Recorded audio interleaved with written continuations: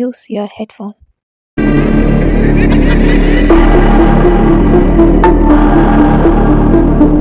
மது அருந்துதல் உடல் நலத்திற்கு தீங்கானது. மது அருந்திவிட்டு வாகனம் ஓட்டாதீர். புகைப்பிடித்தல் புற்றுநோயை உருவாக்கும் மற்றும் உயிரை கொல்லும்.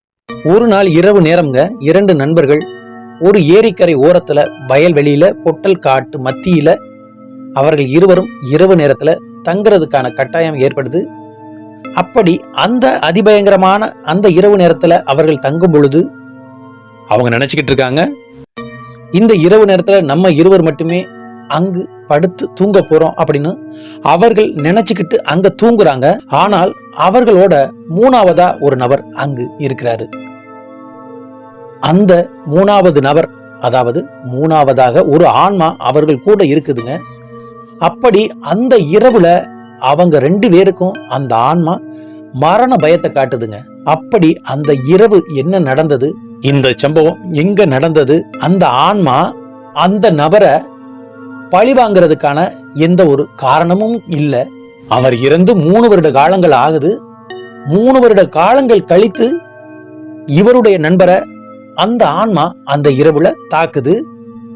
அப்படி அந்த ஆன்மா தாக்குனதுல அந்த நபர் உயிர் பிழைச்சாரா இல்லையா அப்படிங்கிற அந்த உண்மையான அதிபயங்கர அமானுஷ்ய சம்பவத்தை தான் நாம இன்னைக்கு இங்கே பார்க்க போறோம். வாங்க நண்பர்களே, அந்த வீடியோக்குள்ள போகலாம்.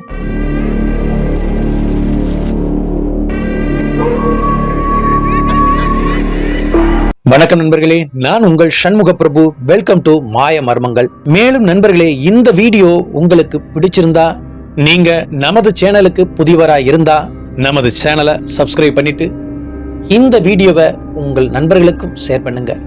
நீங்க நமது சேனலை சப்ஸ்கிரைப் பண்ணாதான் அதை இன்னும் பல பேருக்கு இந்த யூடியூப் அல்காரிதம் கொண்டு போய் சேர்க்கும். அதனால நீங்க புதியவரா இருந்தா நமது சேனலை சப்ஸ்கிரைப் பண்ணிட்டு உங்களோட சேனலுக்கு ஆதரவு கொடுங்க. மேலும் இதுபோல் உங்கள் வாழ்க்கையிலோ உங்கள் நண்பர்களோட வாழ்க்கையிலோ உண்மையான அதிபயங்கர அமானுஷ்ய சம்பவங்கள் ஏதேனும் நடந்திருந்தா அதை நீங்க நமது சேனல்ல ஒளிபரப்பணும்னு ஆசைப்பட்டீங்கன்னா கீழே கொடுத்திருக்க அந்த நம்பருக்கு ஒரு வாய்ஸ் மெசேஜாவோ அல்லது மெசேஜாவோ எனக்கு அனுப்புங்க. அந்த உண்மையான அதிபயங்கர சம்பவம் நமது சேனல்ல ஒளிபரப்பப்படும். இந்த சம்பவம் 2012வது காலகட்டத்தில் நடந்ததுங்க.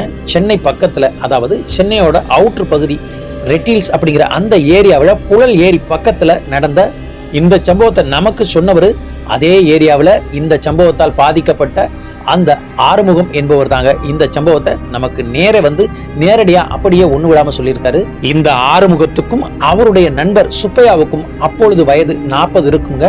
அதாவது 2012வது காலகட்டத்தில் இவர்கள் இருவருக்கும் வயது 40 இருக்கும். கிட்டத்தட்ட ரெட்டில்ஸ், அதாவது அந்த புழல் ஏரியை ஒட்டி தாங்க இவர்களோட ஊர் இருக்குது.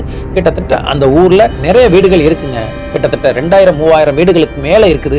பெரிய ஊருங்க. அங்க இந்த சுப்பையா மற்றும் இந்த ஆறுமுகம் மற்றும் நிறைய பேர் அந்த புழல் ஏரியை நம்பித்தாங்க விவசாயம் பண்ணிக்கிட்டு இருக்காங்க. அந்த புழல் ஏரியை ஒட்டியே விவசாயம் நிறைய நடக்கும். அப்படி அந்த 2012வது காலகட்டத்தில் இவர்கள் சிறப்பா விவசாயம் பண்ணிக்கிட்டு இருக்கும் பொழுது இரவு நேரத்துல தண்ணீர் பாய்ச்சுவதற்காக வயலுக்கு போக வேண்டிய கட்டாயம் வருது. அப்படி அந்த இரவு நேரத்துல போகும்போது தாங்க இவர்களுக்கு அந்த அமானுஷ்ய சம்பவம் நடந்திருக்கு. இந்த ஆறுமுகத்துக்கு ஒரு பெண்ணும் ஒரு ஆணுங்க, 2 குழந்தைகளோட. அவருடைய நண்பரான சுப்பையாவுக்கும் ஒரு பெண் ஒரு ஆணுங்க. இவர்கள் 2 பேரும் தாங்க எங்கே போனாலும் ஒன்னாவே போவாங்க. அப்படி இவர்கள் உற்ற நண்பர்களாகவும் இருந்திருக்காங்க. இந்த ஆறுமுகம் மாதம் திருவண்ணாமலை கிரிவலம் போற அந்த வழக்கத்திலையும் இருந்திருக்காரு. இவரே இந்த சுப்பையாவே இந்த ஆறுமுகத்தை கிண்டல் பண்ணிக்கிட்டே இருப்பாராங்க. இங்கே சிவன் கோவில் நிறைய இருக்கு, நீ அப்பா திருவண்ணாமலையில போய் கும்பிடலாம் அப்படின்னு அப்பப்ப நாத்திகவாதி மாதிரி பேசக்கூடியவர் தாங்க அந்த சுப்பையா. ஆனா அவருக்கு தெய்வ நம்பிக்கை எல்லாம் இருக்குது, எல்லா நம்பிக்கையும் இருக்குதுங்க. சும்மா இவரை சீண்டி பாப்பாராங்க. ஆனா அவர் ஒரு தடவை கூட திருவண்ணாமலைக்கு வந்தது கிடையாது. இந்த ஆறுமுகம் மாதம் திருவண்ணாமலைக்கு போற வழக்கம் கொண்டவர். அவர் கழுத்தில் நிறைய ஒரு உத்ராட்ச மாலை அணிந்து கொண்டிருப்பார். எப்பொழுதுமே சிவநாமம் சொல்லிக்கொண்டே இருப்பவருங்க இந்த ஆறுமுகம். அவர் நமக்கிட்ட நேர வந்து அந்த விஷயத்தை சொல்லும் பொழுதே மிகவும் மங்களகரமாக தலை நிறைய பட்டையுடன் இந்த சம்பவத்தை, முக்கியமாக இந்த சம்பவத்தை அப்படியே கலங்கியபடி நமக்கு சொன்னாருங்க. இந்த உண்மை சம்பவத்தை வாங்க அந்த கதைக்கு முழுசா போகலாம். 2012வது காலகட்டம்ங்க. ஒரு 3 வருட காலங்கள் தண்ணீருக்கு எந்த பிரச்சனையுமே வரல. இந்த 2012வது காலகட்டம் அவர்கள் விவசாய நிலத்துக்கு தண்ணீர் பற்றாக்குறையா இருந்திருக்கு. அதாவது பகல் நேரத்துல ஒரு சில பேர் ஒரு இன்ஜின் வச்சு தண்ணி அடிச்சு அவர்களோட வயலுக்கு தண்ணீர் பாய்ச்சுவது வழக்கம். அப்படி இந்த 2 பேருக்கும் இந்த 3 நாள் இரவு தண்ணீர் பாய்ச்சுற அந்த செயல் நடக்குதுங்க. அதாவது இந்த சுப்பையா மற்றும் இந்த ஆறுமுகத்தோட வயல்களில் இரவு நேரத்தில் தண்ணீர் பாய்ச்ச வேண்டும். அப்படி இரவு 9 மணிக்கு மேல இரவு நேரம் முழுக்க அவர்களோட வயல் வரிசையா நிறைய இருக்குங்க. அந்த வயல்களுக்கு தண்ணீர் மாத்தி விடணும். அப்படி மாத்தி விட்டு வந்துட்டா இரவு நேரத்தில் யாராவது திருட்டுத்தனமா அந்த தண்ணீரை மாத்தி விட்டுருவாங்க அப்படிங்கிறதுக்காக அங்கு இரவு தங்க போறாங்க. இதுல முதல் நாள் மட்டும் சுப்பையா மட்டும் தாங்க போறாரு. அங்கு இரவு அவர் தங்கவே இல்லை. தண்ணீர் மட்டும் பாய்ச்சி விட்டு அவர் வயலுக்கு தண்ணீரை பாய்ச்சி விட்டு வரலாம் அப்படின்ட்டு இந்த சுப்பையா மற்றும் இந்த ஆறுமுகம் இருவருமே இரவு 8 மணி வாக்குல கிளம்பி போறாங்க. ஆனா அந்த இடத்துக்கு சுப்பையா மட்டும்தான் போறாரு. இந்த ஆறுமுகம் போல அன்னைக்கு இவரோட வயலுக்கு தண்ணீர் பாய்ச்ச வேண்டிய வேலை இல்லைங்க. அதே நேரத்துல சுப்பையாவுக்கு ஒரே ஒரு வயல்ல மட்டும்தான் தண்ணீர் பாய்ச்ச வேண்டிய வேலை. அதனால் அவர் போய் அந்த மடவாசலை திறந்து விட்டு தண்ணீரை பாய்ச்சி விட்டு வந்துடலாம்னு இவர்கள் இருவருமே அவர்கள் வீட்டிலிருந்து இரவு அப்படியே பேசிக்கிட்டே போறாங்க. இவர்கள் 1 கிலோமீட்டர் தூரம் கிட்டத்தட்ட நடந்தே போகணும். தார் சாலை தாங்க. 2 பக்கமுமே நிறைய வீடுகள் இருக்கும். இவர்கள் இரவு 8 மணி வாக்குல அப்படியே நடந்து போறாங்க. 1 கிலோமீட்டர் போனா இடது பக்கமாக அந்த கிராமத்து எல்லை தெய்வமான செல்லியம்மன் கோவில் ஒன்று அமைஞ்சிருக்கும். அதற்கு நேர் எதிர்ப்புறமா கிட்டத்தட்ட 1 கிலோமீட்டர்ல இருந்து 1.5 கிலோமீட்டர் அப்படியே போனோம்னா அந்த புழல் ஏரி நீர்ப்பாசனம் அங்கு இருக்கும். கிட்டத்தட்ட அந்த எதிர்ப்புறம் சொன்னல அந்த செல்லியம்மன் கோவிலுக்கு எதிர்ப்புறம் அதுல இருந்து ஒரு 1/2 கிலோமீட்டர் தள்ளி போனோம்னா அந்த ஊரோட எல்லை சுடுகாடு ஒண்ணு அங்கு இருக்குதுங்க. அதை தாண்டி போனா தாங்க 1 கிலோமீட்டர்ல அந்த புழல் ஏரி இருக்கும். இந்த சுடுகாட்டுக்கும் அந்த புழல் ஏரிக்கும் இடைப்பட்ட இடங்கள்ல தாங்க விவசாய நிலங்கள் நிறைய 2 பக்கமும் பறந்து விரிந்து கிடக்குது. அப்படி அந்த சுடுகாட்டை சுற்றிலும் நிறைய வீடுகளும் இருக்கும். அங்கு நிறைய வீடுகள் இருக்கிற ஏரியா தாங்க. அப்படி இந்த சுப்பையாவும் இந்த ஆறுமுகமும் அந்த கோவில் வரைக்கும் இந்த சுப்பையா கூட அந்த ஆறுமுகம் வர்றாரு. அந்த ஆறுமுகம் கோவிலுக்கு முன்னால் உள்ள அந்த ஆலமரத்துல நான் இங்கே வெயிட் பண்றேன், நீ போய் தண்ணியை பாய்ச்சிட்டு வா, எனக்கு கால் வலிக்குது அப்படின்னு ஆறுமுகம் உட்காந்துடுறாரு. இந்த சுப்பையா மட்டும் கையில மம்பட்டியை எடுத்துக்கிட்டு அது ஒரு இரவு 8 மணி வாக்குல இருக்கும். பெரும்பாலும் வீட்டுகள்ல லைட் எல்லாம் எரியுது. இவரும் அந்த செல்லியம்மன் கோவிலுக்கு எதிரே உள்ள அந்த மண் சாலையில அப்படியே இறங்கி நடந்து வர்றாரு. கிட்டத்தட்ட 2 பக்கமும் வீடுகள் இருக்குது. அந்த சுடுகாட்டு எல்லை வரையுமே வீடுகள் நிறைய இருக்குங்க. முதல்ல அந்த சுடுகாடு எல்லையை கடந்ததுக்கு அப்புறம் ஒரு வீடு ஓட்டு வீடு ஒன்று இருக்கும். அதை தாண்டி அதற்கப்புறம் கடைசியாக ஒரு ஓலை வீடு ஒன்று இடிஞ்சபடி கிடக்குங்க. அங்கு யாருமே வசிக்கல. அப்படி அந்த ஓலை வீடு இடிஞ்சபடி கிடக்கிற அந்த ஓலை வீட்டை அப்படி மெல்ல தாண்டி போகும் பொழுது இந்த சுப்பையாவிற்கு அந்த வீட்டிலிருந்து கீச்சின்னு ஒரு சத்தம் மட்டும் கேட்குது. வேறு எதுவும் கேட்கல. இந்த சுப்பையா அந்த நேரத்துல சற்று திடுக்கிட்டு திரும்பி பார்க்கிறாரு. அங்கு யாரையும் அவருக்கு தென்படல. அப்படியே அவர் வயல் காட்டு வழியாக நடந்து போக ஆரம்பிக்கிறாருங்க. 2 பக்கத்தும் வயல்வெளிகள், நடுவுல பெரிய ஒரு வாய்க்காலுங்க. அந்த புழல் ஏரியிலிருந்து அந்த வாய்க்கால தான் தண்ணி வரும். இப்ப இவரோட டர்னுங்க. அந்த அவரோட வயலுக்கு அந்த தண்ணீரை பாய்ச்ச போகணும். இந்த வாய்க்காலை ஒட்டியே நடந்து போய் அந்த வாய்க்காலை தாண்டி அப்படியே அவர் வயலுக்கு போக வேண்டும். அப்படி இவர் அந்த நேரம் அப்படியே நடந்து போய்கிட்டே இருக்காரு. இவர் பின்னால யாரோ நடந்து வர்ற மாதிரி இவருக்கு தோணுது. இவர் ஆன்மீகத்தையும் இந்த அமானுஷ்யத்தையும் நக்கல் பண்ணக்கூடியவர் தான். ஆனா அவருக்கு நம்பிக்கையும் பயமும் உள்ள இருக்கும். இரவு நேரம் தனியாக வர்றாரு. இவருக்கு அப்படி அந்த நாட்கள்ல இவருக்கு தோணுனதே கிடையாதுங்க. அதே நேரத்துல இந்த இரவு நேரங்கள்ல இவரும் இவருடைய நண்பரான அந்த ஆறுமுகம் இங்க வருவதற்கான வாய்ப்பு 3 வருட காலங்கள் கிடையவே கிடையாது. இந்த வருடம் தான் தண்ணீர் பிரச்சனை பற்றாக்குறை அதிகமா இருந்ததால இந்த இரவு நேரத்துல தண்ணீர் பாய்ச்சறதற்காக அவரும் அந்த இடத்துக்கு வர்றாரு. இவரும் மெல்ல அந்த வாய்க்காலை தாண்டி அவரும் தண்ணீர் மடைய திறந்து விடுறாரு. திறந்து விட்டவரு கைகாலை அலம்பிட்டு மம்பட்டியை அலசிட்டு மறுபடியும் வந்த வழியே அந்த வாய்க்காலை ஒட்டியே மெல்ல நடந்து வர்றாருங்க. தூரத்துல அந்த பழைய இடிஞ்சு போன அந்த ஓலை வீடு இவருக்கு நல்லா தெரியுது. கிட்டத்தட்ட ஒரு 1/2 கிலோமீட்டர் தூரம் இருக்கும் அந்த ஓலை வீடு இவர் கண்ணுக்கு தெரியுது. அதாவது இந்த புழல் ஏரியிலிருந்து அந்த வயல்காட்டிலிருந்து அங்கு பார்த்தா அந்த சுடுகாடு, அங்க இருக்கிற நிறைய வீடுகள் எல்லாமே விளக்கு ஒளி வெளிச்சத்துல இவருக்கு நல்லாவே தெரியுது. இப்ப இவரு இந்த வயல்காட்டுல தனியாக இருக்கிறாரு. தனியா ஒத்தையா நடந்து போறாரு. இவருக்கு ஏற்கனவே அந்த சத்தம் வந்ததும் பின்னால யாரோ நடந்து வர்ற மாதிரி ஒரு ஃபீலிங் ஒண்ணு இருந்தது இல்ல. அதை நினைச்சுக்கிட்டே அந்த இடத்தை திரும்பவும் வந்து அடைகிறாரு. இந்த இடம் எப்படின்னா ஒரு ஒத்த பனைமரம் ஒண்ணு அதே ஏரியாவில் தனியாக இருக்கும். அதற்கு நேர் எதிரா ஒரு சின்ன ஒரு ஆலமரம் ஒண்ணு இருக்குங்க. மாடு கண்ணு போட்டா கொடி எல்லாமே எடுத்து அந்த ஆலமரத்துல தான் கட்டி தொங்கும். அந்த அரை நிலா வெளிச்சத்துல அந்த ஆலமரமும் இவருக்கு அமானுஷ்யமா தெரியுது. இடது பக்கம் அந்த பனைமரம் ஒத்த பனைமரத்தை பார்க்கும் பொழுதும் இவருக்கு அமானுஷ்யமாக தெரியுது. இவர் பகல் நேரத்துல பல தடவை இந்த இடத்துக்கு தனியா வந்திருக்காரு. பழக்கப்பட்ட இடம், பழக்கப்பட்ட பாதை. ஆனா அந்த இரவு நேரம் இவருக்கு ஏதோ ஒண்ணு வித்தியாசமா தெரியுது. இவரும் யோசிச்சுக்கிட்டே மெல்ல நடந்து வர்றாருங்க. திடீர்னு பனைமரத்துல இருந்து ஒரு பனங்காவணும் தொப்புன்னு விழுதுங்க. அந்த சத்தத்தை கேட்டு அப்படியே இவர் திடுக்கிட்டு அப்படியே நம்பட்டி தவற விட்டு அப்படியே இவர் ஒரு மாதிரி ஆயிடுறாரு. ஒரு மாதிரி பதட்ட நிலைக்கு வந்து கோபம் அடைஞ்ச மாதிரி. பல பேருக்கு இந்த மாதிரி நேரத்துல திடீர் பயத்தால தன்னை அறியாமல் சில கொடூரமான வார்த்தைகள்லாம் நிறைய வருங்க. அப்படி அந்த இடத்துல அவரும் பயந்து போறாரு. அப்படி அந்த பயத்திலிருந்து மீண்டு மறுபடியும் நம்பட்டியை எடுத்து வச்சு மெல்ல அந்த வாய்க்கால அவர் தாண்ட முற்படுறாருங்க. அப்படி அவர் தாண்ட முற்படும் பொழுது தன்னோட பின்னால தோல்ல இருந்து யாரோ தன்னை தள்ளி விடுற மாதிரி ஃபீல் ஆகுதுங்க. திடீர்னு குப்பரை அந்த வாய்க்காலுக்குள்ள அப்படியே விழுகிறாரு. அப்படி விழுந்தவர் தன்னை யாரோ தள்ளி விட்டாங்க அப்படிங்கிறது அவருக்கு நல்லா தெரியுது. உடனடியா மம்பட்டியை எடுத்துக்கிட்டு ஓட்டமும் நடைமா அங்கிருந்து ஒரே ஓட்டமும் நடைமா தாங்க வேகமா வர்றாரு. வேகமா வந்து அந்த வீடு, அந்த சுடுகாட்டு எல்லாத்தையும் கடந்து இவர் நேரடியா அந்த செல்லியம்மன் கோவிலுக்கு முன்னால உள்ள அந்த ஆலமரத்துக்கு பக்கத்துல போய் நிக்கிறாரு. அந்த கிராமத்தை சேர்ந்த நிறைய பேருங்க அந்த ஆலமரத்துல இரவு 9-10 மணி வரைக்கும் கதையெல்லாம் பேசிட்டு தாங்க போவாங்க. அப்ப அங்கு பார்க்கும்பொழுது 7-8 பேர் உட்கார்ந்து இருக்காங்க. அவருடைய நண்பர் ஆறுமுகமும் அங்கேதான் உட்கார்ந்துருக்காரு. இவர் வர்ற வேகத்தை பார்த்து அந்த ஆறுமுகமும் வேகமா எந்திரிச்சு வந்து என்னாச்சு இப்படி மேலாம் ஈரமா இருக்கே என்னன்னு அப்படின்னு கேட்கும்பொழுது, இந்த சுப்பையா இங்க எதுவும் நான் சொல்லல, வா வீட்டுக்கு போலாம், போற வழியில சொல்றேன் அப்படின்னு அந்த ஆறுமுகத்தை கூட்டிக்கிட்டு இவர் மெல்ல நடந்து வரும்பொழுது அங்கு நடந்த அனைத்து விஷயத்தையும் ஒண்ணு விடாம இந்த ஆறுமுகத்துக்கிட்ட அப்படியே சொல்றாரு. மச்சான், நான் போனேன், இதனால் வரைக்கும் நான் இது வரைக்கும் இப்படி எல்லாம் பயந்ததே கிடையாது. அந்த இடத்தை தாண்டி, அதாவது இந்த சுடுகாட்டு எல்லையை தாண்டும் போது கூட எனக்கு அந்த பிரச்சனை இல்லை.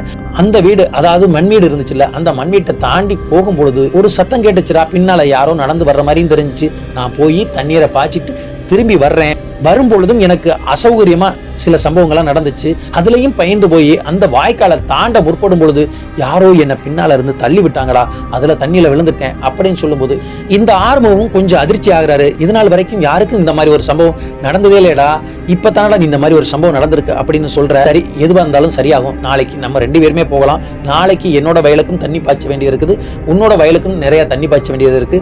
அதனால இரவு நம்ம அங்கே தங்க வேண்டியது வரும். அதனால நம்ம 2 பேருமே நாளைக்கு போகலாம் அப்படின்னு சொல்லிட்டு அன்று இரவு அப்படியே அவர்கள் கலைந்து விட்டு மறுநாள் இரவு ஒரு 8-9 மணி வாக்குல அவர்கள் வீட்டுல சாப்பிட்டுட்டு இரவு அங்கேதானே தங்க போறாங்க. அதனால் அன்று இரவு அவர்கள் தங்குவதற்கு தேவையான பெட்ஷீட், இந்த தண்ணி பாய்ச்சறதுக்கு தேவையான மம்பட்டி மற்றும் கையில ஒரு தடி ஒண்ணு இந்த ஆறுமுகம் கையில எடுத்துக்கிறாருங்க. ஆளுக்கு ஒரு கைலைட் எடுத்துக்கிறாங்க. எடுத்துக்கொண்டு 10 மணி வாக்குல அந்த தார் சாலையில 2 பேரும் நடந்துகிட்டே போறாங்க. அந்த சுப்பையா கிட்ட இந்த ஆறுமுகம் நேத்து நடந்த அந்த சம்பவத்தை மறுபடியும் ஞாபகப்படுத்துறாரு. நேத்து என்னை யாரோ தள்ளி விட்டது மாதிரி தாண்டா இருந்துச்சு, இதனால் வரைக்கும் அந்த வழியில தான் போயிருக்கேன், இதனால் வரைக்கும் நான் தடுமாறி விழுந்ததே கிடையாது, அப்படி நான் பயந்ததும் கிடையாது, எனக்கு ஏதோ வித்தியாசமா தெரிஞ்சு, இன்னைக்கு தான் நீ வர்றியே, எனக்கு என்ன பிரச்சனை அப்படின்னு சொல்லி அவர்கள் இருவரும் நடந்து போய்கிட்டே இருக்காங்க. அந்த தார் ரோட்ல தான் நடந்து போய்கிட்டு இருக்காங்க. கிட்டத்தட்ட 1 கிலோமீட்டர் போகணும்.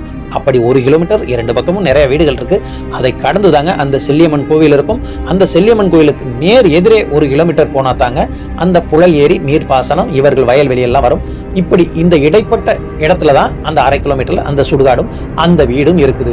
இப்படி இவர்கள் இப்ப அந்த தார் ரோட்ல தானே போய்கிட்டு இருக்காங்க. அப்படி போய்கிட்டு இருக்கும் பொழுதே பேசுறாங்க. அப்படி அவர்கள் பேசிக்கொண்டே பேச்சு வாக்குல வரும் பொழுதே அந்த சுடுகாட்டுக்கு அப்புறம் ஒரு மண் வீடு, ஓலை வீடு ஒண்ணு கிடந்ததுன்னு சொன்னல, அந்த ஓலை வீடு யாருடையது, எப்படி இறந்தாங்க அப்படின்னு இவங்க 2 பேருமே பேசிக்கிட்டு வர்றாங்க. அப்படி பேசிக்கிட்டு வந்ததுல 3 வருடத்துக்கு முன்னால அதே ஊரை சேர்ந்த ஒரு 50 வயது நபருங்க, அவருக்கு 3 குழந்தைகள், மனைவிங்க, இதே ஊர் தாங்க, இதே ஊர்ல வசிக்கிறாங்க. இவருக்கும் இவரோட மனைவிக்கும் கருத்து வேறுபாடு காரணமாக இவர் தன்னோட மனைவியை பிரிஞ்சு போய் அவரோட சொந்த இடம் அங்க இருக்குது. அங்க அவருக்கு நிறைய நிலபுலங்களும் இருக்குது. இவங்க மேல கோச்சிக்கிட்டு தன்னந்தனியா அங்கு போய் ஒரு ஓலை குடிசை ஒண்ணு, அதாவது சின்னதா மண் சுவர் எழுப்பி ஓலை குடில் ஒண்ணு செஞ்சு அங்கேயே தங்குறாரு. கோபத்தால அங்கு போய் தங்க ஆரம்பிச்சவர் கிட்டத்தட்ட 3 வருட காலங்கள் அவர் தனிமையிலே அங்கேயே தங்கி இருக்காரு. இவர்களுக்குள்ள என்ன பிரச்சனைன்னு இதனால் வரைக்கும் தெரியல. இந்த ஊர்க்காரர்களும் நிறைய பேசி பார்த்தாங்க, அவர்களுக்குள்ள ஒத்து வரல. இந்த 50 வயது நபர் அங்கு தனியா வசிக்கிறாரு. இந்த தாயும் இந்த 3 குழந்தைகளும் இங்கு தனியா இருக்கிறாங்க. அந்த பசங்க எல்லாம் பெரியவங்களா தான் இருக்கிறாங்க, இங்கு தனியா இருக்கிறாங்க. இதுல விவசாயம் பண்ணி அவருக்கு போக மீதி அனைத்தையுமே இவர் குடும்பத்துக்கு கொடுத்துருவாரு. அப்படி தாங்க அந்த நபர் வாழ்ந்துட்டு இருந்திருக்காரு. என்ன வைராக்கியம் தெரியல, இவர்கள் 2 பேருக்கும் என்ன பிரச்சனையும் தெரியல. இவர் விவசாயம் பண்ணி அதுல வர்றத தனக்கு போக தன்னோட குடும்பத்துக்கு பிள்ளைகளை வர சொல்லி அவர்கள்ட்ட கொடுத்து வர்றது வழக்கம். அந்த பிள்ளைகளும் இந்த கழனி காட்டுல வந்து வேலை பார்த்திருக்காங்க. ஆனால் அவர் மனைவி கிட்ட இவர் முகம் கொடுத்து அந்த நாள் முதல் பேசிக்கிட்டதே இல்லையாங்க. கிட்டத்தட்ட 3 வருடம் அந்த குடும்பத்துல கோச்சிக்கிட்டு இங்க வந்து ஓலை கொட்டாய் போட்டு தங்க ஆரம்பிச்ச அந்த நாட்கள் முதல் அவர் மனைவி கிட்டே பேசல. அப்படி 3 வருட காலங்கள் போனதற்கு அப்புறம் ஒரு நாள் என்ன நினைச்சாருன்னு தெரியல, அதே வீட்டுல உத்தரத்துல தூக்குமாட்டி இறந்து போயிருக்காரு. அவர் இறந்து 3 வருட காலங்கள் ஆகுது. அப்படி அந்த ஊர்ல எந்த ஒரு அமானுஷ்யமும் நடக்கல, எந்த ஒரு அசம்பாவிதமும் இதுவரைக்கும் நடக்கல. அது ஒரு பெரிய ஊருங்க, கிட்டத்தட்ட ஒரு 2000-4000 குடும்பங்களுக்கு மேல இருக்குது. ஒரு சிட்டியை ஒட்டிய ஒரு ஊரு. அங்கு இப்படி ஒரு அமானுஷ்ய சம்பவங்கள் நடக்கும் அப்படின்னு அந்த ஆறுமுகத்துக்கு இந்த 2012 வரைக்கும் தெரியல. அவர் இறந்ததற்கு அப்புறம் அந்த வீட்டுக்கு யாருமே போகல. அவர் தனியா தானே தங்கிட்டு இருந்தாரு. அந்த வீடு இடிஞ்சு அப்படியே பாழடைஞ்சு போய் சின்ன வீடு தான் அப்படியே கிடக்குது. இவர்கள் 2 பேருமே அதை பத்தி எல்லாம் பேசிக்கிட்டு வர்றாங்க. அப்படி அவர் ஏதாவது பிரச்சனை பண்றதா இருந்தா 3 வருஷத்துக்கு முன்னாடியே பண்ணிருப்பாரு அப்படின்னு இவர்கள் சகசமா பேசிக்கிட்டே வந்து அப்படியே அந்த செல்லியம்மன் கோவில் எல்லையை அடைகிறாங்க. கிட்டத்தட்ட 10-11 மணிக்கு அந்த இடத்துக்கு போறாங்க. எல்லா வீட்டிலையும் விளக்கு ஒளி வெளிச்சம் குறையுது. ஒரு சில வீட்டுகளில் மட்டும்தான் விளக்கு எரியுது. டிவி சவுண்ட் சத்தம் கேட்குது. எங்கோ குலைக்கிற அந்த நாய் சத்தமும் கேட்குது. இவர்கள் அந்த எதிர் திசை ரோட்டில் இறங்கி நடக்க ஆரம்பிக்கிறாங்க. அந்த புழல் ஏரியை நோக்கி, தன்னோட வயல்வெளிகளை நோக்கி இறங்கி நடக்க ஆரம்பிக்கிறாங்க. அதுலேயும் 2 பக்கத்தும் கொஞ்சம் கொஞ்சம் வீடுகள் இருக்குங்க, அந்த சுடுகாடு எல்லை வரைக்கும். இவங்க மெல்ல நடந்து இவர்கள் 2 பேருமே பேசிக்கிட்டே போறாங்க. போகும்பொழுது வலதுபுறம் சுடுகாடு இருக்குங்க. சின்ன சுடுகாடு, எரிமேடைங்க. சுத்தி காம்பவுண்டு போட்டிருக்கும். அந்த காம்பவுண்டுக்கு அந்த பக்கம் வீடு இருக்கு, இந்த பக்கம் வீடு இருக்கு. இவர்கள் தாண்டி போகும்பொழுது ஒரு சின்ன ஓட்டு வீடு ஒன்று இருக்கும். அதையும் தாண்டி கொஞ்சம் தூரம் போனதற்கு அப்புறம் தாங்க அந்த இடிஞ்சு போன அந்த ஓலை வீடு இருக்கும். அதையும் தாண்டி இவர்கள் 2 பேரும் போறாங்க. இவர்கள் 2 பேரும் போகும்பொழுதே இந்த முத்தையாவுக்கு கேட்ட அந்த சத்தம் இவர்கள் 2 பேருக்குமே கீச்சின்னு சத்தம் கேட்குது. அதன் பிறகு எந்த வீடுகளும் கிடையாதுங்க. அதிலிருந்து தொடங்குதுங்க வயல்வெளிகள். கிட்டத்தட்ட ஒரு 3/4 கிலோமீட்டருக்கு வயல்வெளிகளும் தாண்டி அந்த புழல் ஏரியும் இருக்கும். தண்ணி பற்றாக்குறை காரணமாக இந்த வருடம் தாங்க அங்கு இன்ஜின் வச்சு தண்ணி அடிக்கிறாங்க. இந்த இரவு நேரத்துல இவர்களோட டர்ன் வர்றதுனால இப்ப இந்த 2 பேரும் அந்த இரவு நேரம் முழுக்க இவர்களோட வயல்ல தண்ணி பச்சுறதுக்காக அங்கு போய் தங்க போறாங்க. அப்படி அந்த சத்தம் இவர் காதுல கேட்கும் பொழுது 2 பேருமே அந்த வீட்டை திரும்பி பார்க்கறாங்க. அங்கு எந்த ஒரு ஆளும் இருப்பதற்கான எந்த தடயமும் இல்லை.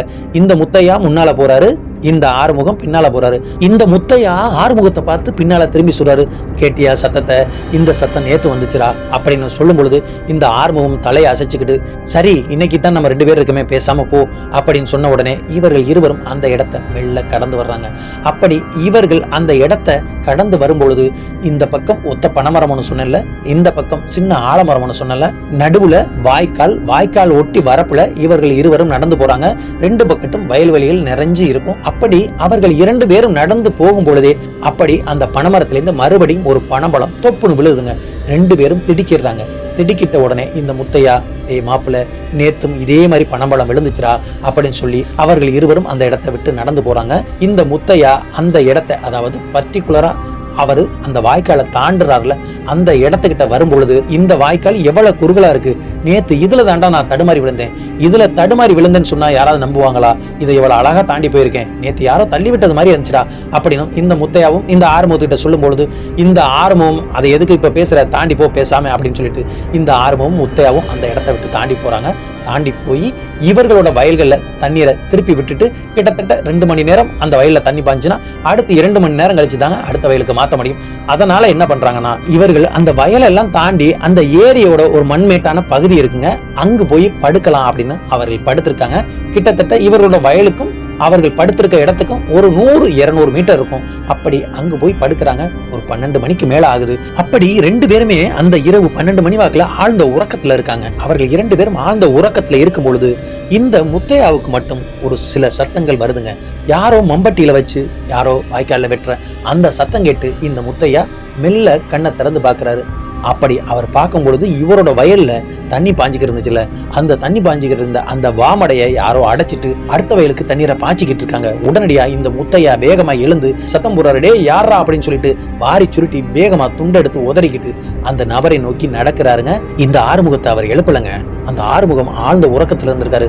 அதை பத்தி எல்லாம் இவர் யோசிக்காம அந்த நபரை துரத்துறதற்காக, அந்த நபர் யாரு அப்படின்னு பாக்குறதற்காக வேகமா அவரை நோக்கி அப்படியே நடக்கிறாரு. அப்படி நடந்துகிட்டு போகும்பொழுதே, ஏய் யாரா நீ அப்படின்னு சத்தம் போட்டுக்கிட்டே வேகமா போறாரு. அந்த நபர் எந்த ஒரு பதிலும் சொல்லாம மம்பட்டியில அந்த வாமடைய அடைக்கிற மாதிரியே பண்ணிக்கிட்டு இருக்காரு. இவரும் சத்தம் போட்டுக்கிட்டு நெருங்கி போயிடாருங்க. ஒரு 30 அடிக்கு மேல போனதுக்கு அப்புறம் இவர் வாயில சில அசிங்கமான வார்த்தைகள் எல்லாம் சொல்லி, டே நான் கூப்பிட்டுக்கிட்டே இருக்கேன், நீ என்னடா பண்ற அப்படிங்கிற மாதிரி இவர் சத்தம் விட்ட உடனே அந்த நபர் அப்படியே மெல்ல எழுந்து நிக்கிறாரு. எழுந்து நின்ன அடுத்த செகண்ட் இந்த முத்தையாவுக்கு அப்படியே ஈரக்குலையெல்லாம் ஆடி போய் அப்படியே திரும்பி ஒரே ஓட்டமா ஓடுறாருங்க. ஓடிக்கிட்டே தான் இருக்காரு. ஆனா அந்த இடத்த விட்டு கொஞ்சம் தூரம் தாங்க போயிருப்பாரு. இவருக்கு மேல் மூச்சு கீழ் மூச்சு வாங்க இவர் பின்னால திரும்பி பார்க்கல. ஏன்னா அந்த வீட்டுல இறந்து போனான் பாருங்க தூக்குமாட்டி 3 வருஷத்துக்கு முன்னால, அந்த நபர் தத்ரூபமா அப்படியே மம்பட்டியில தண்ணியை வெட்டிக்கிட்டே இருக்கிற மாதிரி இவருக்கு அப்படியே தெரியுது. கழுத்துல அந்த கயரும் கிடந்திருக்குங்க. அதை பார்த்து கத்திக்கிட்டு போனவர் அப்படியே இந்த வாய்க்கால்ல யாரோ தள்ளி விட்ட மாதிரி வாய்க்கால்ல விழுந்திருக்காருங்க. வாய்க்கால்ல விழுந்தவர் அப்படியே மல்லாக்கா விழுந்து தத்தளிச்சிருக்காருங்க. அவர் முகம் வரைக்கும் தண்ணி போகுது. சின்ன வாய்க்கால் தான், ஒரு 2 அடி வாய்க்கால் தான். அதுல அப்படியே மல்லாக்கா படுத்திருக்காரு. மெல்ல மெல்ல அப்படி எந்திரிச்சு மூச்சு விடுறாரு. தன் மேல தன் நெஞ்சு மேல ஏறி உட்கார்ந்துக்கிட்டு அந்த நபர் அப்படியே அவரை தண்ணிக்குள்ள அமுக்கி கொல்ல பார்த்திருக்காரு. இவரும் எவ்வளவோ சத்தம் போறாரு. இவருக்கு அந்த வாயில அந்த சத்தம் வரல. உடனடியா இந்த ஆறுமுகத்துக்கு காதுக்குள்ள யாரோ கத்துற அந்த சத்தம் கேட்டு உடனே விழிச்சு பாக்குறாரு. அவர் விழிச்சு பார்த்தா பக்கத்துல படுத்திருந்த தன்னோட நண்பனை காணோம். இவன் எங்க போனா அப்படின்னு சுத்தி முத்தி பாக்குறாரு. அப்ப யாரோ அலம்புற அந்த சத்தம் கேக்குதுங்க. அந்த சத்தம் கேட்டு வேகமா எழுந்து பார்த்தா தூரத்துல தன்னோட நண்பன் தண்ணிக்குள்ள, அதாவது முழங்கால் அளவு தண்ணிக்குள்ள மல்லாக்க விழுந்துக்கிட்டு தத்தளிச்சுக்கிட்டு இருக்கிறத பார்த்துட்டு வேகமா இந்த ஆறுமுகம் தலைதெறிக்க ஓடி வந்து அப்படியே சுப்பையா மெல்ல இழுத்து ஆசுவாசப்படுத்துறான். அந்த சுப்பையாவுக்கு மேல் மூச்சு கீழ் மூச்சு வாங்குது. கண்விழி ரெண்டும் வெளியில வராத குறையா உடனடியா இந்த ஆறுமுகம் என்னாச்சுடா அப்படின்னு சொல்லி கேட்கும்பொழுது மச்சான் அப்படின்னு சொன்னவர் தான். அதற்கு மேல அவர் எந்த ஒரு பேச்சும் பேசல. உடனே நம்ம இந்த இடத்த விட்டு போகணும் அப்படின்னு சொன்ன உடனே இந்த சுப்பையா அந்த ஆறுமுகத்தோட கையை இறுக்கி பிடிச்சுக்கிட்டு 2 பேரும் மம்பட்டியும் எடுக்கல, அந்த பெச்சிட்டையும் எடுக்கல, கையில அந்த கைலைட்டை மட்டும் எடுத்துக்கிட்டு வேகமா ஓட்டமும் நடையுமா அங்கிருந்து அந்த இடத்தை விட்டு வேகமா வந்து அந்த வீட்டையும் தாண்டி அந்த சுடுகாட்டையும் தாண்டி நேர இந்த செல்லியம்மனோட அந்த கோயில் எல்லைக்குள்ள வந்துடுறாங்க.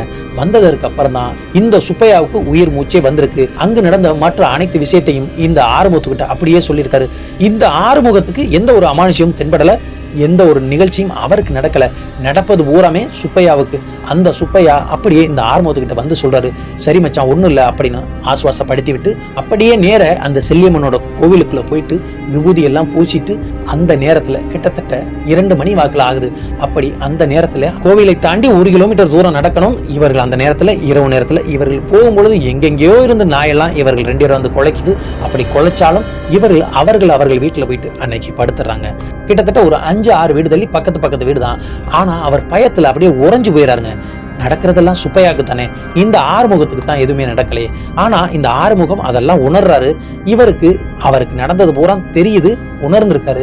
இப்படி ஒரு சம்பவம் தன்னோட நண்பனுக்கு நடந்திருக்கே அப்படின்னு இவர் வருத்தப்படுறாரு. சரின்னு ஆசுவாசப்படுத்திட்டு சுப்பையா வீட்டுல போய் படுக்க சொல்லிட்டு நான் காலையில வந்து பாக்குறேன், நீ பேசாம படு அப்படின்னு சொல்லிட்டு இந்த ஆறுமுகமும் தன்னோட வீட்டுல வந்து படுத்துறாரு. காலையில ஆறுமுகத்துக்கு தகவல் வருது, இந்த சுப்பையாவுக்கு உடல்நிலை சரியில்லை அப்படின்னு. இந்த ஆறுமுகத்துக்கு தகவல் வந்து இந்த ஆறுமுகம் சுப்பையாவை ஹாஸ்பிட்டலுக்கு கூட்டிட்டு போறாரு. ஹாஸ்பிட்டல கூட்டிட்டு போயிட்டு 2 நாள் பெட்ல இருந்து அந்த சுப்பையாவுக்கு ட்ரீட்மெண்ட் நடக்குது. அந்த 2 நாளும் இந்த சுப்பையாவுக்கு சரியான ஜுரம்ங்க. அப்படி மேல கீழே தூக்கி அடிக்குதான். 2 நாள் தொடர்ந்து ட்ரிப்ஸ் ஏறி இருக்கு. அப்படி இந்த ஆறுமுகம் கூடவே இருந்து பார்த்திருக்காரு. அந்த சுப்பையா இந்த ஆறுமுகத்தை பார்த்து சொல்லியிருக்காரு, ஏ ஆறுமுகம், நான் என்னடா பண்ணேன், நான் யாருக்கும் எந்த துரோகம் பண்ணல, என்ன ஏன்டா அவன் கொல்ல பார்த்தான் அப்படின்னு இந்த சுப்பையா அந்த ஆறுமுகத்திட்ட சொல்லும்போது இந்த ஆறுமுகம் யாரடா உன்னை கொல்ல பாக்குறா அப்படின்னு சொல்லி கேட்கும்பொழுது நேத்து தான் எல்லாத்தையும் சொன்னடா, அவன் தாண்டா என்னை வந்து கொல்ல பார்த்தான் அப்படின்னு இந்த சுப்பையா சொல்லும் பொழுது இந்த ஆறுமுகமும் அந்த சுப்பையா சொல்றதை நம்பாமல இருக்கவும் முடியல. சரி மச்சான், ஒரு இடத்துக்கு போவோம், எல்லாம் சரியாகட்டும் அப்படின்னு இந்த சுப்பையாவுக்கு நம்பிக்கையை சொல்லிட்டு இந்த ஹாஸ்பிட்டல்ல 2 நாள்ல 1 வாரம் ட்ரீட்மெண்ட் நடந்திருக்கு. 1 வாரம் கழிச்சு இந்த சுப்பையாவை அவரோட வீட்டுக்கு கொண்டு வந்து விடுறாங்க. அதன் பிறகு இந்த சுப்பையாவை 2 தடவை இந்த பேயோட்டுற நபர்கிட்ட எல்லாம் கூட்டிட்டு போய் பார்த்திருக்காங்க. அங்கு போனாலும் இந்த சுப்பையா எதுவும் ஆடெல்லாம் கிடையாது. அவருக்கு என்ன நடக்குதுன்னே தெரியாத அளவுக்கு அமைதியாகிறாரு. இப்படியே ஒரு 6 மாத காலங்கள் போகுது. இந்த சுப்பையாவோட உடம்புல உடல்நிலை மோசமாக்கிட்டு தாங்க போகுது. அவரு நடபடையா இருந்தவர் அப்படியே வீட்டுக்கும் வாசப்படிக்கும் நடக்கிறதுக்கு சிரமப்பட்டு அப்படியே படுத்த படுக்கையா இருக்கிற மாதிரி இருக்கிறாரு. உடம்பு கையெல்லாம் கொஞ்சம் வீக்கமா இருக்குது. இவருக்கு ஆல்ரெடி சுகரும் இருக்குது. அப்படி இவர் வீட்டுக்கும் அந்த வாசலுக்கும் அப்படியே அந்த வீட்டுக்குள்ளே நடந்துதான் இருக்கிறாரு. பழையபடி இந்த ஆறுமுகத்தோட தொடர்புல இல்லைங்க, வெளியில எங்கும் போகவும் முடியாது. அப்படி அந்த வீட்டுக்குள்ளே அப்படியே சுத்திக்கிட்டே இருக்காரு. இந்த ஆறுமுகம் தினசரி அவரை போய் பார்த்துட்டு வர்றது வழக்கம்ங்க. அப்படி எங்காவது வேலை இருந்தா 2 நாள்ல அவரை போய் பார்த்துட்டு அங்க ஒரு 1/2 மணி நேரம் உட்காந்து பேசிட்டு தாங்க இந்த ஆறுமுகம் வருவாரு. இந்த சுப்பையாவுக்கும் ஆறுமுகம்னா பிரியம்ங்க, கொள்ள பிரியம். இந்த சுப்பையாவும் ஆறுமுகமும் ஃப்ரெண்ட்ஸா இருக்கிறது மாதிரி அவங்க குடும்பமும் நல்ல ஃப்ரெண்ட்ஸா தாங்க இருந்திருக்காங்க. அப்படி இந்த சுப்பையா உடல்நிலை சரியில்லாம இருக்கிறது 2 குடும்பத்துக்கும் ரொம்ப வருத்தமா இருக்கு. அப்படி ஒரு நாள் சுப்பையாவை பார்த்துட்டு இந்த ஆறுமுகம் வந்து வீட்டுல நல்லா படுத்து தூங்கிட்டு இருந்திருக்காரு. அந்த நேரம் பார்த்து இரவு ஒரு 12:30 மணி வாக்குல இவரோட வீட்டு கதவை யாரோ தட்டுற அந்த சத்தம் கேக்குதுங்க. அந்த சத்தம் கேட்டு இந்த ஆறுமுகம் தாங்க மெல்ல எழுந்து வந்து அப்படியே தூக்க கலக்கத்துல கதவை மெல்ல திறந்து பார்க்கிறாரு. அங்க பார்த்தா சுப்பையா அப்படியே நிக்கிறாருங்க. தோல்ல மம்பட்டியை போட்டுக்கிட்டு இந்த ஆறுமுகத்தை, சரி மச்சான் வா வயல்ல போய் தண்ணி பாய்ச்சிட்டு வருவோம் அப்படின்னு சொல்லிட்டு அந்த சுப்பையா இந்த ஆறுமுகத்தை கூப்பிடுறாரு. இந்த ஆறுமுகம் சற்று யோசிச்சு விட்டு உடனடியா சரி மச்சான் வா போகலாம் அப்படின்னு அப்படியே வெளியில வர்றாருங்க. இந்த ஆறுமுகமும் தன்னோட நண்பன் பழையபடி சரியாயிட்டானே அப்படின்னு சந்தோஷத்துல அந்த சுப்பையா கூட இறங்கி மெல்ல நடக்க ஆரம்பிக்கிறான். இந்த சுப்பையா இந்த ஆறுமுகத்துக்கிட்ட சொல்றான், நேர அந்த செல்லியம்மன் கோயிலுக்கு போகலாம்டா, அங்க கொஞ்ச நேரம் பேசிக்கிட்டு இருந்துட்டு அதுக்கப்புறம் நம்ம வயலுக்கு போகலாம் அப்படின்னு சொல்லிட்டு அந்த மெயின் ரோட்ல 2 பேரும் நடந்து வர்றாங்க. அப்படி நடந்து வரும்பொழுது மறுபடியும் ஊர்ல உள்ள நாய் பூரா இவங்க 2 பேரும் இருந்தாங்க வள்ளு வள்ளு வள்ளுன்னு குலைக்குது. அதெல்லாம் மெல்ல விரட்டிக்கிட்டு 2 பேருமே சகசமா பேசிக்கிட்டு நடந்து வர்றாங்க. கிட்டத்தட்ட அந்த கோயிலை நெருங்கிறாங்க. கோயிலை நெருங்கி வரும்பொழுது இந்த சுப்பையா அந்த ஆறுமுகத்துக்கிட்ட ஒரு சில விஷயங்கள்லாம் சொல்றாரு. மச்சான், என் பிள்ளைகளை பத்திரமா பாத்துக்க, ஒரு 6 மாசம் கழிச்சு என் மயனையும் நீ திருவண்ணாமலைக்கு மாசம் கோயிலுக்கு கூட்டிட்டு போ, என்னோட குடும்பத்துக்கு நீ தாண்டா எல்லாத்தையும் பார்க்கணும், எல்லா விஷயத்தையும் நல்லபடியா பாத்துக்க, என் பிள்ளைகளெல்லாம் கரை சேர்த்திடுறா அப்படின்னு இவரோட குடும்பத்தோட அக்கறையோட பேசிக்கிட்டு இருக்காரு. அதே நேரத்துல உன் குடும்பத்தையும் நீ பத்திரமா பாத்துக்கடா அப்படின்னு இதெல்லாம் சகசமா பேசும்பொழுது இந்த ஆறுமுகம், என்னடாச்சு ஏன் அப்படி பேசிக்கிட்டு இருக்க, சரி வாடா கோயில் வந்துருச்சு கொஞ்ச நேரம் உட்கார்ந்து பேசலாம் அப்படின்னு அந்த கோயிலோட எல்லைக்குள்ள அந்த ஆலமரம் ஒண்ணு இருக்கும் சொன்னல, அந்த திண்ணையில போய் உட்கார்றதுக்காக இந்த ஆறுமுகம் போறாரு. பின்னால திரும்பி பாக்குறாரு, இந்த சுப்பையா வரல, அங்கேயே நிக்கிறாரு. என்னடா வாடா அப்படின்னு சொல்லி இந்த ஆறுமுகம் சுப்பையாவை கூப்பிடும் பொழுது அங்கு கண்ணீர் மெல்க அந்த சுப்பையா கையெடுத்து கும்பிட்டபடி, மச்சானிய குடும்பத்தை நீ பத்திரமா பாத்துக்கடா அப்படின்னு கண்ணீர் மல்க அப்படியே அந்த இடத்துல சட்டன முதல் முறையா இந்த ஆறுமுகத்துக்கு தன்னோட நண்பன் இருந்த இடத்துல அப்படியே காணாம போனதை பார்த்து பதறி போறான். என்னடா ஆச்சு அப்படின்னு யோசிக்கிறான். இப்ப நடந்தது நமக்கு உண்மையா கனவா அப்படின்னு யோசிச்சுக்கிட்டே அப்ப தாங்க பாக்குறான் தன்னோட கையில உள்ள வாட்ச. மணி 12:30 மணிக்கு மேல ஆகுது. இந்த நேரத்துல நாம எப்படி தன்னோட நண்பனோட பேசிக்கிட்டு வந்தோம், அவனுக்கு தான் உடல்நிலை சரியில்லாம வீட்டுக்குள்ளே முடங்கி இருக்கிறானே, எப்படி என் கூட பேசிக்கிட்டு வந்தான், என்ன நடந்துச்சு அப்படின்னு இவருக்கு குழப்பமாகுது. திரும்பவும் அந்த கோவிலிருந்து தன்னோட வீட்டை நோக்கி நடக்க ஆரம்பிக்கிறான். கிட்டத்தட்ட வீட்டை நெருங்குறான். அப்ப தன்னோட நண்பனோட வீட்டிலேருந்து கூக்குரல் சத்தங்கள் நிறைய கேட்குது. அப்படி கேட்ட உடனே வேகமா அவனோட நண்பனோட வீட்டுக்கு போறான். அக்கம் பக்கம் இருந்த அனைவரும் அங்க வர்றாங்க. அப்ப பார்க்கும் பொழுது அவனுடைய நண்பனோட உயிர் அவனை விட்டு பிரிஞ்சு கிட்டத்தட்ட 1.5 மணி நேரத்துக்கு முன்னாடியே ஆயிருக்குங்க. அப்ப தாங்க இந்த ஆறுமுகம் உணர்ந்திருக்காரு. தன்னோட நண்பன் உயிரை விட்ட உடனேயே தன்னை வந்து பார்க்க வந்திருக்கான். தன்னை பார்த்து தனக்கிட்ட தன்னோட குடும்பத்தையும் பார்த்துக்க, உன்னோட குடும்பத்தையும் பார்த்துக்க அப்படின்னு அனைத்து விஷயத்தையும் சொல்லிட்டு தன்னோட மகனையும் உன் கூட திருவண்ணாமலைக்கு கூட்டிட்டு போ அப்படின்னு அனைத்து விஷயத்தையும் சொன்னதெல்லாம் இவர் யோசிச்சு பார்த்துட்டு கத்தி கதறி அப்படியே அழுதுருக்காருங்க. அழுது 2012வது காலகட்டம் அவருக்கு நல்லடக்கம்லாம் முடிஞ்சிருதுங்க. 2012ல நடந்ததுங்க. அவருக்கும் அவரோட நண்பருக்கும் இன்னைக்கு வரைக்கும் அப்படியே தன் கண்ணு முன்னால நடந்தது மாதிரி அந்த விஷயத்த அப்படியே ஒண்ணு விடாம நம்ம கிட்ட சொல்லியிருக்காருங்க. அப்படி அந்த அமானுஷ்யத்தால அவர் அனுபவிச்சிருக்காரு. அந்த விஷயத்த ஒண்ணு விடாம கண்ணால பார்த்தத அப்படியே எனக்கிட்ட காட்சியா அப்படியே ஒண்ணு விடாம சொன்னாருங்க. அதை என்னால முடிஞ்ச வரையும் அப்படியே உங்கள்ட்ட கொண்டாந்து சேர்த்திருக்கேன். இந்த ஆறுமுகத்துக்கு மட்டும் இல்லைங்க, எனக்கும் இந்த கேள்வி இருந்துச்சு. அந்த ஆன்மா இவரை எதுக்காக பழி வாங்கணும்? இவருக்கும் அவருக்கும் எந்த ஒரு முன்விரோதமும் கிடையாது. அதாவது இந்த முத்தையாவுக்கும் இறந்து போன அந்த ஆன்மாவுக்கும் எந்த ஒரு முன்விரோதமும் கிடையாது. 3 வருட காலங்கள் கழிச்சு அந்த ஏரியாவில் இரவு நேரத்துல இவர் தனியா போயிருக்காரு. அது மட்டும் தாங்க இவர் பண்ண அந்த தப்பு. அந்த ஆன்மா இவரோட உயிரை எடுக்கிற அளவுக்கு இவர் எதுவும் பண்ணவும் இல்லை. இவர் ஏதாவது பண்ணியிருந்தா இவரோட நண்பருக்கு தெரிஞ்சிருக்கும். இந்த ஆன்மா கோரமான ஆன்மாவா இருந்தா அந்த 3 வருட காலங்கள் யாரையும் ஏன் எதுவுமே பண்ணாம இருந்திருக்கு. இந்த 3 வருடம் கழிச்சு இவரை வந்து ஏன் தாக்குனுச்சு அப்படிங்கிற அந்த உண்மை இந்த ஆறுமுகத்துக்கும் தெரியல. அவர் எனக்கிட்ட கேட்டாரு, எனக்கு எப்படிங்க தெரியும், எனக்கும் தெரியல. உங்களுக்கு யாராவது இதற்கு ஏதாவது விளக்கம் தெரிஞ்சா என்னோட கமெண்ட் பாக்ஸ்ல வந்து கமெண்ட் பண்ணிட்டு போங்க. நண்பர்களே, இந்த வீடியோ உங்களுக்கு பிடிச்சிருந்துச்சுன்னா நீங்க நமது சேனலுக்கு புதியவரா இருந்தா நமது சேனலை சப்ஸ்கிரைப் பண்ணிட்டு உங்களோட நண்பர்களுக்கும் இந்த வீடியோவை ஷேர் பண்ணுங்க. மேலும் இதுபோல் உங்கள் வாழ்க்கையிலோ உங்கள் நண்பர்களோட வாழ்க்கையிலோ உண்மையான அதிபயங்கர அமானுஷ்ய சம்பவங்கள் ஏதேனும் நடந்திருந்தா அது நமது சேனல்ல ஒளிபரப்பணும்னு நீங்க ஆசைப்பட்டீங்கன்னா கீழே தெரிகிற எனது வாட்ஸ்அப் எண்ணுக்கு ஒரு வாய்ஸ் மெசேஜ் அனுப்புங்க. அந்த உண்மையான அதிபயங்கர அமானுஷ்ய சம்பவம் நமது சேனல்ல ஒளிபரப்பப்படும். நன்றி, வணக்கம். நான் உங்கள் சண்முக பிரபு.